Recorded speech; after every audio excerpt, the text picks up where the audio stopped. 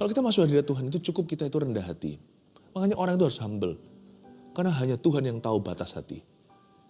Asal kita ngomong apa adanya, Tuhan aku rindu kepadamu. Aku rindu bertumbuh. Tambahkan imanku. Udah gitu aja. Kalau masuk ke hadirat Tuhan itu kita boleh bilang cinta. Tapi cinta kita nggak usah muluk. Kita hanya berkata,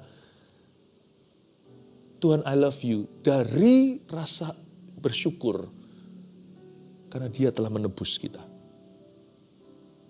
Kata cinta kita itu dari rasa syukur. Bukan dari janji-janji palsu yang kita bisa berikan. I love you, I'm gonna do this for you. Aku akan lakukan ini. Jangan dulu. Lebih baik berkata, let your will be done. Kasih aku kemampuan, kekuatan untuk bisa melakukan kehendakmu yang kusadari. Untuk melaksanakan apa yang menjadi kehendak Tuhan ketika hatiku mengerti.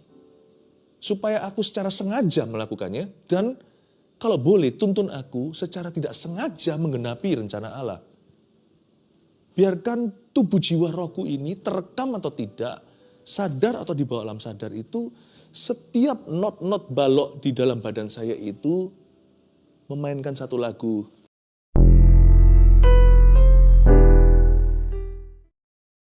I love you, Tuhan Yesus, aku mengasihimu. Ajari aku bagaimana mengajari keluarga Saat Teduh untuk lebih mengasihimu. Biar setiap kata-kata hamba mencerminkan hatimu Tuhan. Sembunyikan di balik salibmu, kau memakai hamba hanya sebagai alatmu. Bawa satu lagi jiwa untuk fall in love with you, jatuh cinta padamu. Dan mereka yang sudah jauh, kau bawa datang kembali ke hadiratmu. Yang tidak pernah menerimamu sungguh-sungguh. Yang sudah mengasihimu, semakin mengerti dan semakin mengenal engkau siapa di hidup mereka. Help me Lord, you know my heart. Makasih Tuhan. Dalam nama Yesus. Amin. Saya rasakan hadirat Tuhan yang manis sekali di tengah-tengah kita. Sesuai dengan tema yang saya bawakan, perhatikan perasaan Tuhan. Saya pernah curhat sama Tuhan, kalau namanya orang itu hatinya lagi bete ya, lagi bukan gelisah tapi lagi bad mood. Pernah lah, kita semua manusia. Masa Pastor Philip bisa begitu? Saya darah daging seperti Anda, punya emosi, punya perasaan. Nggak sering sih, kalau bete melulu harus dicek lagi kenapa begitu. Kalau ada orang yang selalu negative thinking itu mungkin paradigma harus berubah. Tapi sekali-kali. Dan waktu suatu hari saya masuk hadirat Tuhan, saya curahkan hati. Tiba-tiba Tuhan itu, saya rasa memang Tuhan itu mendengar saya. Saya nggak lihat sih, saya nggak tahu di mana Tuhan, dan nggak kelihatan. Tapi saya tahu dia ada di dalam diri saya. Dan dia tahu paham isi hatiku. Waktu saya lagi, berkeluh kesah. Inilah Tuhan, si ini gitu, si itu gitu. Ini orang begini kan kita pasti ada alasan di balik setiap keluhan. Dan waktu saya ngomong gitu, saya rasa Tuhan itu sabar mendengar. Sampai suatu saat tiba-tiba, bukan dari satu ayat. Saya hafal banyak ayat. Tiba-tiba ada satu kalimat. Itu powerful sekali, Tuhan menghentikan keluh kesahku. Tiba-tiba fokus attention perhatian saya itu beralih ke Tuhan Yesus. Dan di situ selesai semua masalah itu tanpa satu jawaban pun. Dan bahkan tanpa jamahan, cuma satu kalimat. Bagaimana? Coba pikirkan bagaimana perasaan Tuhan. Itu membuka mata rohani saya. Kamu berkeluh kesah begini begitu. Dan semua itu absah. Coba bayangkan. Bayangkan perasaan Tuhan. Tuhan lebih sering digituin daripada kamu. Tuhan lebih sering disalah mengerti. Tuhan lebih sering dizolimi. Tidak ada seorang pribadi yang paling menerima salah paham. Globally, seluruh dunia. Kecuali Tuhan. Yang difitnah, yang dicerca. Yang tidak pernah kita sengaja kembali berterima kasih. Yang dicari ketika kita membutuhkan Dia. Tapi setelah kita memperoleh yang kita inginkan dan doakan, setelah manis sepah dibuang. Yang saya maksud sepah di situ dalam konteks ini adalah Tuhan di hidup kita. Waktu semua saya keluhkan, Tuhan berkata, coba kamu begitu. Bayangkan jadi aku. Bayangkan perasaan Tuhan seperti apa. Berubahlah. Kata masigu itu biasanya dipakai dalam ayat Tuhan Yesus itu berbelas kasihan pada seorang. Orang kusta, Maria Marta, ketika Lazarus mati, ketika seorang berkabung berduka cita. Saya nggak pernah rasakan masigu itu terhadap Tuhan. Tuhan tidak perlu dibelas kasihani, dia itu Allah Maha Kuasa. Tuhan itu hanya sepatutnya kita kasih, tapi kadang-kadang kita merasa dia tinggi-tinggi di atas awan. Kita lupakan bahwa Tuhan yang menciptakan perasaan manusia punya perasaan karena kita dicipta dalam gambar dan rupanya. Saya tiba-tiba merasa seperti belas kasihan, bukan kasihan sama Yesus, saya rasa seperti, oh sorry Tuhan, aduh Tuhan, aku ini apa sih? Berhentilah semua. Saya langsung diam 1001 kata.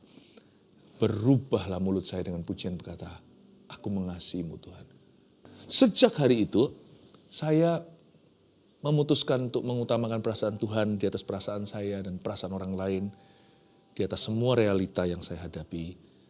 Saya selalu mikir gini, apa-apa kira-kira Yesus ngerasa apa? Saya selalu tanya pada diri sendiri. Dan sembarang kata-kata keluar dari mulut juga hati-hati. Jangan sampai saya paksa Tuhan mengucapkan apa yang diucapkan secara tidak bertanggung jawab oleh mulutku. Bukankah Tuhan tinggal bersama dengan aku di dalam badanku? Immanuel, Allah beserta. Bagi orang yang lahir baru, Yesus tinggal dalam hatinya. Yesus memenuhi seluruh tubuhnya. Jangan sampai saya mengucapkan kata-kata sumpah serapah. Masa Tuhan kita paksa mengucapkan kata-kata itu? Saya dengarkan gosip orang-orang kepahitan yang suka memecah belah. Lah masa saya paksa Tuhan lewat kupingku harus mendengar itu? Atau saya nonton sesuatu, lihat sesuatu dan tidak berkenan. Masa Tuhan yang menciptakan jendela jiwa saya ini dan dia tinggal dalam jiwa dan roh saya itu harus terpaksa melihat hal-hal itu yang dilarang oleh firman-Nya. Saya mengambil keputusan untuk berhati-hati. Memperhatikan perasaan Tuhan. Pengalaman yang saya tadi ceritakan itu sudah terjadinya waktu saya masih umur belasan. Itu waktu saya lahir baru. Jadi long time ago. Saya itu sudah ditemplak sama Roh Kudus. Bayangin perasaanku seperti apa kalau kamu aja begini sudah mengeluh. Saya mengerti ya Tuhan. Ternyata ya di dunia ini, keluarga Saat Teduh, lebih banyak orang yang takut akan Tuhan. Meskipun kaum yang takut akan Allah itu jarang. Lebih banyak orang fasik. Di dalam dunia ada dua jalan, lebar dan sempit. Jalan ke Tuhan itu memang sempit sekali. Tidak semua orang mau melalui. Tidak semua orang mau menempuh jalan itu. Maunya yang nyaman. Tapi sejarang-jarangnya orang yang takut akan Tuhan. Mau tahu nggak yang lebih jarang siapa? Orang yang cinta Tuhan. Orang yang takut sama Tuhan, yang revere atau yang ketakutan. Wow, jangan-jangan begini nanti Tuhan marah, Tuhan murka, atau mereka memang taat pada firman. Tetapi taat firman itu motivasinya adalah karena Tuhan itu maha kuasa dan dia pegang kunci hidup dan mati. Aku gak berani macam-macam, puji Tuhan sih. Gak mudah jadi orang begitu. Itu pun jarang di dunia. Lebih jarang lagi tahu gak apa yang lebih langka? Orang yang saking cintanya sama Tuhan, perhatikan setiap gerak-geriknya demi perasaan Allah. Itu lebih jarang. Hari ini apa yang saya mau sampaikan, ya, ini nanti akan saya berikan poin-poin sederhana yang bisa Anda catat. Tapi kali ini poin-poin ini bukan aplikasi. Bukan aplikasi.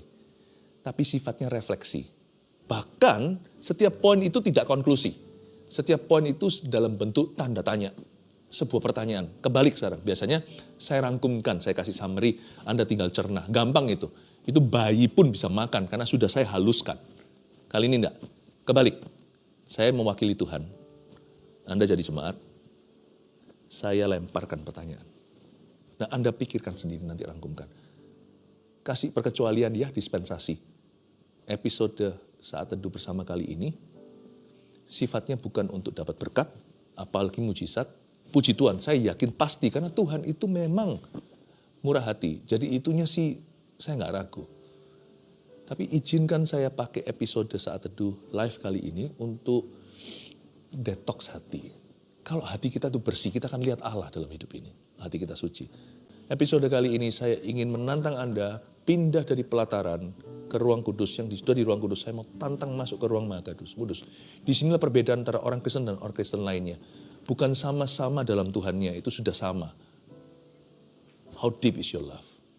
Di situ perbedaannya. Ini akan membuat perbedaan antara satu dengan yang lainnya tidak sama liganya. Antara satu hamba Tuhan dengan hamba Tuhan lainnya tidak sama ruang maha sucinya meskipun menuju ke sorga yang sama. Pangkal keselamatannya sama. This makes the difference between one person and the other. Ini akan membuat perbedaan. Saya ingin membuka suatu rahasia urapan di sini. Yang keluar benar-benar dari satu akar yang tidak kelihatan. Dari suatu spirit yang ingin menyenangkan Tuhan. Saya ajak kita buka dulu ayatnya Lukas 9, 57-62. Gampang kok hari ini. Hari ini bukan nggak lebih banyak ke roh pengajaran, tapi roh kasih ya, menggugah hati. Hal mengikut Yesus, ayat 57 bunyinya, ketika Yesus dan murid-muridnya melanjutkan perjalanan mereka. Berkatalah seorang di tengah jalan pada Yesus, berhenti. Jangan perhatikan dulu orangnya ngomong apa. Kita semua itu kan murid-murid Yesus. Kita semua kan melanjutkan perjalanan hidup. Jadi kita yang dimaksud di sini, ketika Yesus dan murid-muridnya melanjutkan perjalanan mereka, jalan serta Yesus, jalan sertanya setiap hari. Kita semua masing-masing menempuh satu jalan, yaitu kehidupan. Berkatalah seorang di tengah jalan kepada Yesus, ngomong begini, aku akan mengikut engkau kemana saja engkau pergi. Bagus dan mulia nih, tekad hati. Tapi kenapa Yesus berkata? Karena Yesus membaca hati. Coba lihat kata Yesus ayat 58. Yesus berkata kepadanya, serigala mempunyai liang, dan burung mempunyai sarang. Tetapi anak manusia tidak mempunyai tempat untuk meletakkan kepalanya. Ayat ini menunjukkan kemahatauan Tuhan. Tuhan tidak menolak pengabdian orang itu, minimal dia tawarkan diri. Dia berkata, aku akan ikut Tuhan. Aku akan ikut engkau kemana saja engkau pergi. Mana ada si pemimpin yang tidak tersanjung kalau ada orang mau mengikutinya. Kemana saja. Gak peduli dibawa kemana. Wow. Ini namanya loyalitas. Ini namanya loyalis. Loyalitas kata benda, loyalis itu orangnya. Tapi Yesus tahu. Dia tahu batas-batas kesetiaan kita. Dia bilang gini, Yesus berkata, hei, serigala punya liang. Burung punya sarang. Tapi anak manusia maksudnya dirinya. Yesus itu saking rendah hatinya dia tidak berkata aku anak Allah. Apalagi dia berkata akulah Allah. Pada mulanya adalah firman itu bersama dengan Allah, firman itu adalah Allah. He's so humble, dia berkata anak manusia. Ya. Tapi anak manusia tidak mempunyai tempat meletakkan kepalanya.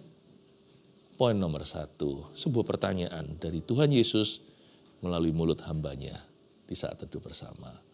Kalau Tuhan tidak beri jaminan, apalagi kenyamanan, masih maukah ikut Tuhan? Tuhan bilang, gini loh, aku gak bisa jamin kamu loh ya, kamu ikut aku. Aku gak bisa jamin apa-apa.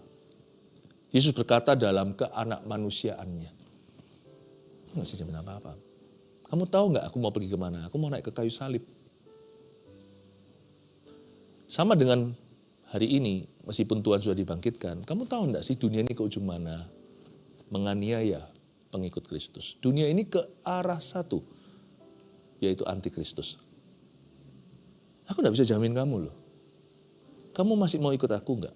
Nah kalau Tuhan tidak beri kita jaminan, apalagi kenyamanan, masih mau gak ikut Tuhan? Dan jangan dijawab.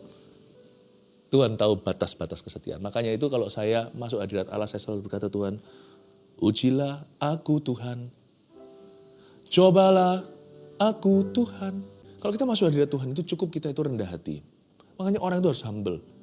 Karena hanya Tuhan yang tahu batas hati. Asal kita ngomong apa adanya, Tuhan aku rindu kepadamu.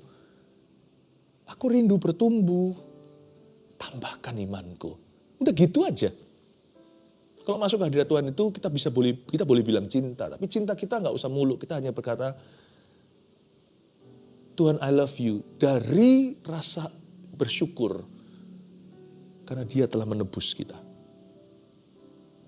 Kata cinta kita itu dari rasa syukur, bukan dari janji-janji palsu yang kita bisa berikan. I love you, I'm gonna do this for you. Aku akan lakukan ini. Jangan dulu. Lebih baik berkata, let your will be done. Kasih aku kemampuan, kekuatan untuk bisa melakukan kehendakmu yang kusadari. Untuk melaksanakan apa yang menjadi kehendak Tuhan ketika hatiku mengerti. Supaya aku secara sengaja melakukannya dan kalau boleh tuntun aku secara tidak sengaja menggenapi rencana Allah. Biarkan tubuh jiwa rohku ini terekam atau tidak, sadar atau di bawah alam sadar itu, setiap not balok di dalam badan saya itu memainkan satu lagu. Udah itu aja. Kalau kita bisa masuk hadirat Tuhan seperti itu, tanpa kita sadari, kita akan menjadi seorang yang underrated. Underrated itu apa? Kita kira kita murah, ternyata kita jauh lebih mahal. Kita kira kita kurang setia atau tidak setia, ternyata kita jauh lebih setia.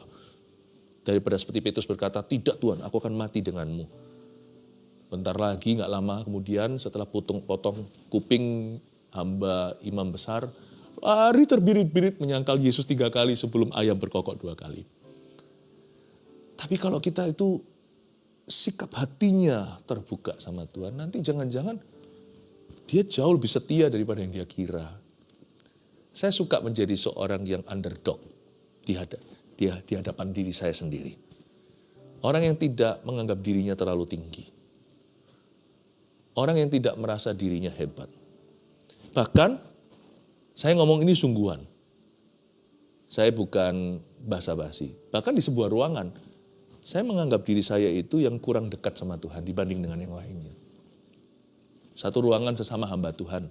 Atau bahkan sama orang Kristen at large. Saya tidak merasa gimana. Saya merasakan bahwa peran saya itu adalah kepercayaan dan tanggung jawab dari Tuhan. Dan bukan sebagai hak pribadi saya.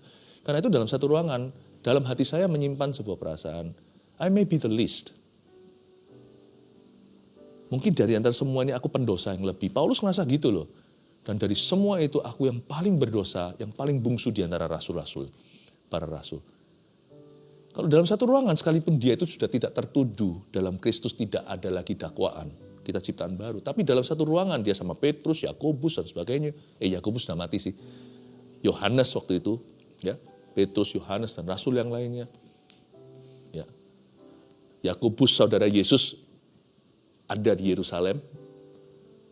Dan waktu dia bersama dengan para rasul dan para pemimpin itu, Paulus selalu berkata dan selalu merasa, aku ini paling dosa dari antara mereka.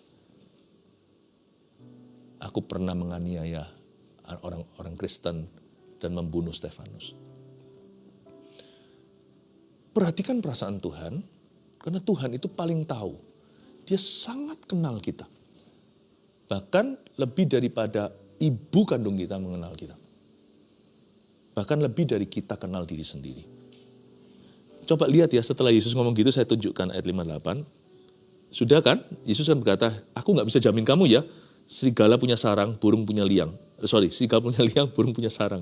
Anak manusia gak punya tempat loh untuk meletakkan kepalanya. Berarti kepalamu juga aku gak bisa letakkan kemana-mana. Aku kalau gak jamin berkat, kamu masih ikut aku enggak. Kalau gak terjadi mujizat.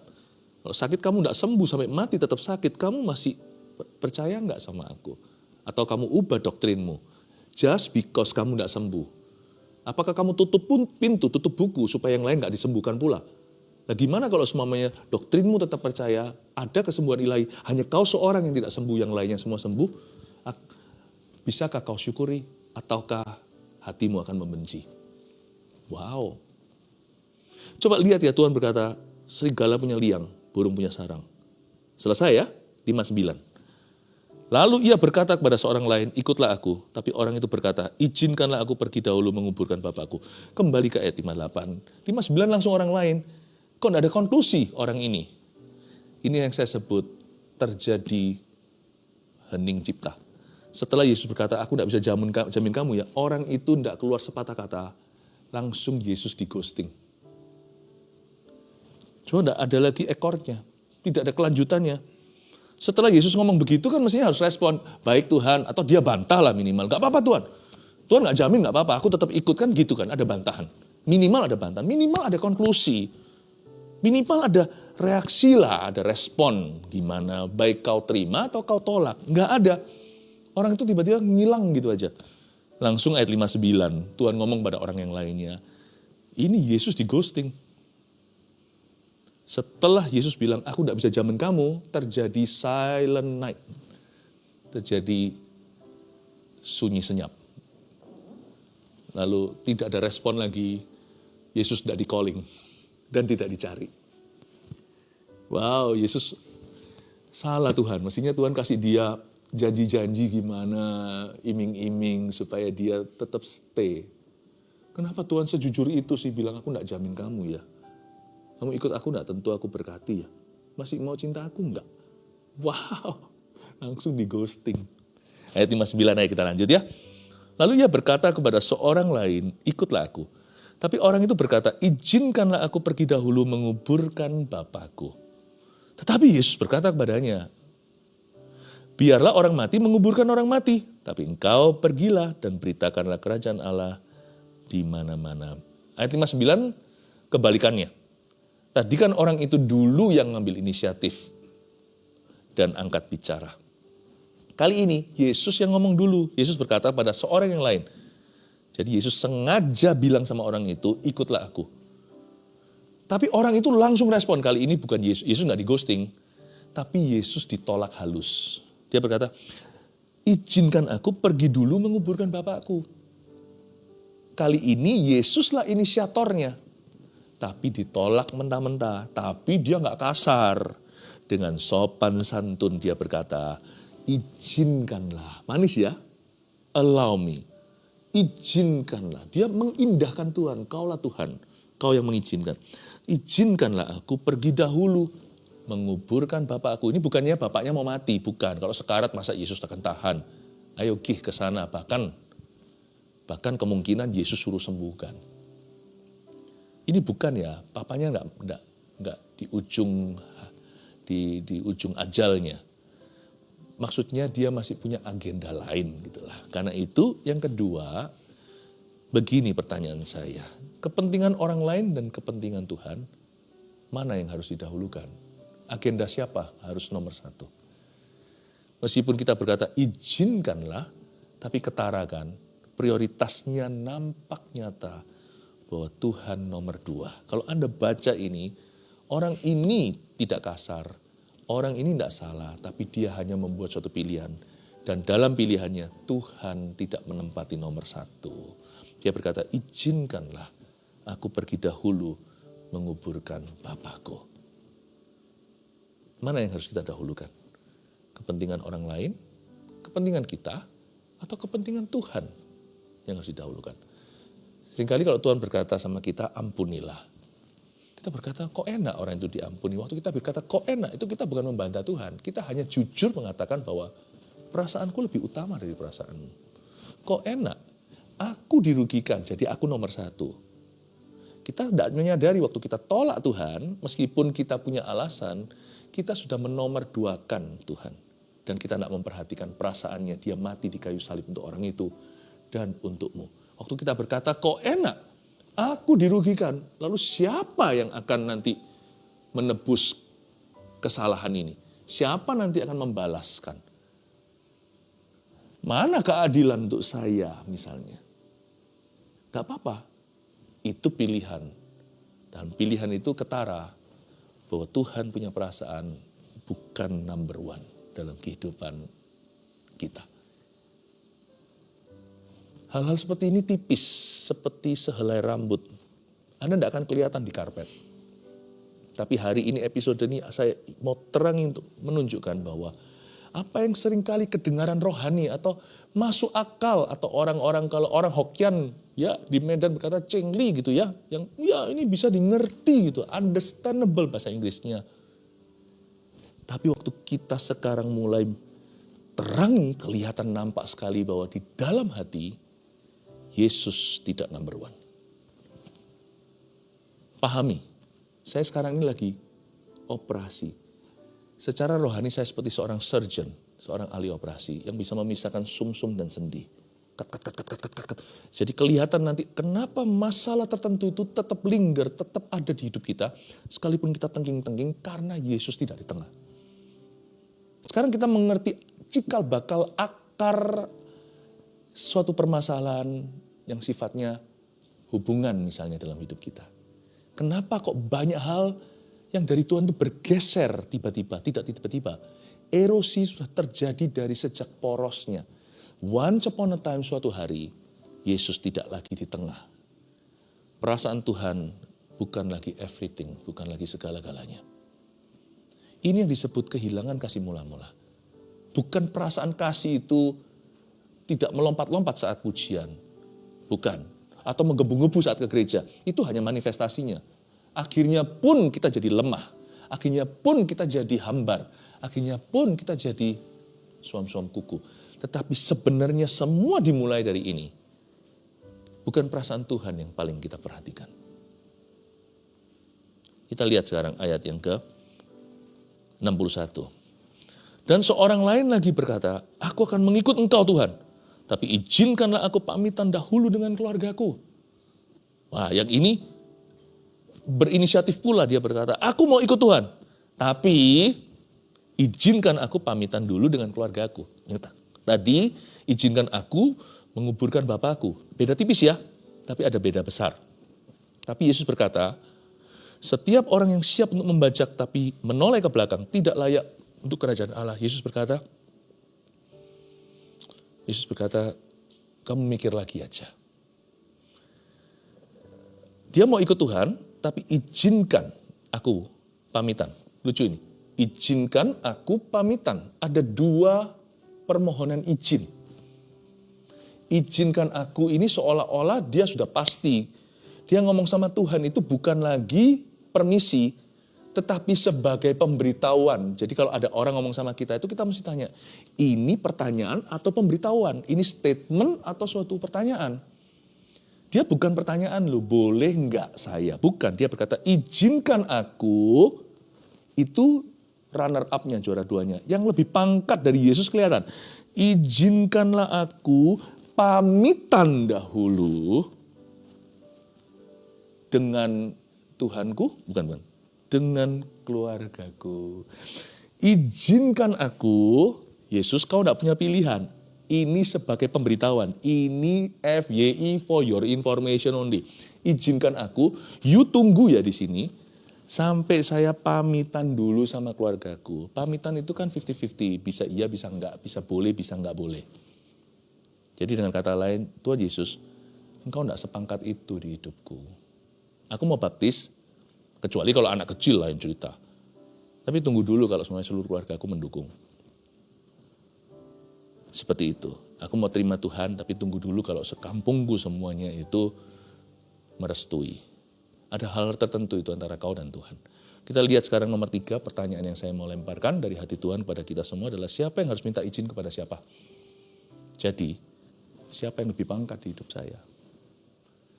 Harusnya dia ngomong sama keluarganya, begini, keluargaku, izinkan aku pamitan dulu dengan Tuhan Yesus. Kalau boleh aku ikut kamu, kalau enggak, bukan kehendakku yang jadi, tapi kehendakmu. Di sini Tuhan Yesus jadi objek, bukan subjek. Paham ya? Kalau kita dulu belajar bahasa Indonesia, ada objek, subjek. Ya. Aku dimarahi mama. Mana objek, mana subjek. Mama memarahi aku, itu dua hal yang sama. Tapi saya pasif, aku dimarahi mama. Tapi kalau kita balik, mama jadi lakonnya. Mama memarahi saya jadi objeknya. Kira-kira terbalik itu kedengarannya sama. Tapi di sini kelihatan siapa lebih pangkat dari siapa. Pastikan di hidupmu, Yesus paling pangkat. Bapak, Ibu, Saudara, keluarga saat teduh bersama, ini renungan yang cukup mendalam. Tidak mudah juga mengkhotbahkan, dan mungkin Anda perlu dengar berulang-ulang. Ini yang saya sebut sebagai dry clean. Ini yang saya sebut cuci kering versi firman. Untuk memastikan hati kita itu kembali ke Tuhan. Saya tidak perlu minta berkat, sebab ketika hati anak kembali ke Bapa, sebagaimana hati Bapa kembali ke anak, Tuhan akan memukul bumi, Tuhan akan memberkati dunia. melalui Anda. Saya harap Anda diberkati hari ini. Saya ulang lagi pertanyaan-pertanyaan itu begini. Perhatikan perasaan Tuhan ya. Kira-kira gimana Tuhan rasanya ya? Kalau Tuhan nomor satu tidak beri jaminan apalagi kenyamanan, ikut Tuhan. Coba bayangin perasaan Tuhan. Kalau seorang wanita berkata sama seorang suami, kalau kamu tidak kaya, aku cerai sama kamu. Kalau pekerjaanmu tidak bisa bawa pulang gaji sekian, bye-bye. Perasaan suami itu gimana? Atau sang suami berkata, kalau kamu nggak kurus lagi dan cantik lagi, aku tinggal kamu untuk wanita lain. Kamu harus cantik supaya tetap jadi istriku. Bayangin perasaan Tuhan yang tahu jawaban di hati kita. Kalau kita tidak dikasih jaminan atau kenyamanan, mungkinkah kita meninggalkan Tuhan? Perasaan Tuhan itu seperti apa? Nggak gampang jadi Tuhan, karena Dia Maha tahu. Tuhan melihat hati. Itu bisa jadi beban di hati Tuhan, karena Dia melihat dan tahu segala sesuatu. Cintai Tuhan, Ki. Hati saya itu berbelas kasih kepada Tuhan, bukan berbelas kasihan. Tuhan tidak perlu dikasihani, tapi kasih kepada Tuhan. Bayangin perasaan Tuhan. 2, kepentingan orang lain dan kepentingan Tuhan mana yang harus didahulukan. Terus terang seringkali nggak usah jauh-jauh. Kadang-kadang kita disuruh doa aja kita nawar kok. Coba bayangkan. Kalau kita mau berkata menyenangkan Tuhan itu gampang. Keputusan-keputusan kita itu akan menunjukkan kita senangkan Tuhan atau tidak. Pastikan dalam setiap keputusan kecil maupun besar, kita utamakan Tuhan ya. 3, siapa yang harus minta izin pada siapa? Siapa sih orang yang paling kau takuti di hidup ini? Coba tanya dirimu sendiri. Siapa yang harus minta izin sama siapa? Itu menunjukkan siapa yang paling pangkat di hidup Anda. Saya pastikan, God has the last say in my life. Dalam hidup saya, Tuhan yang punya kata terakhir. Dan Tuhan yang pegang kata pertama. Suatu hari, sebagai seorang hamba Tuhan, saya ngomong dari diri saya sendiri dulu. I will go back to Him someday. He's the only one that will own me. Suatu hari, Dialah satu-satunya yang akan memiliki aku. Bukankah seharusnya Dia menempati tempat segala-galanya di dalam kehidupan kita? Haleluya.